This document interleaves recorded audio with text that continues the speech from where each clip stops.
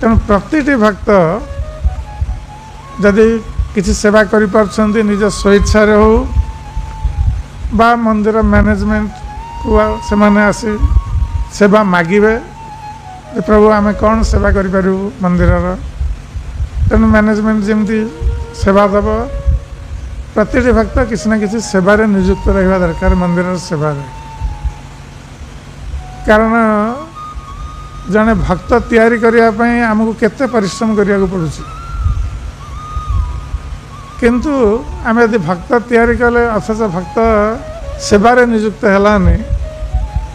ताहले से भक्त केवे आनंद प्राप्त हो पार भक्ति मार्ग रे अग्रगति कर पार एवं मंदिर भक्त मैंने एत परिश्रम करुँच अर्थ व्यय करुँच केवल भक्त तैयारी करी दीक्षा देवा नुह अनेक समय भक्त मैंने भावती जे आम भक्त ही दीक्षा नहीं गले आमर सब सरीगला आउ आमर किसी करिवार नहीं दीक्षा हूँ भक्तिर आरंभ गुरुंकर निर्देशना रे जने भक्ति आचरण करिव सेवा करिव भक्ति माने सेवा तेणु आम यदि सेवारे नियुक्त हवा ताहले आम प्रकृत भक्तिर आनंद प्राप्त हवा और भक्ति मार्ग में आम अग्रगति करवा।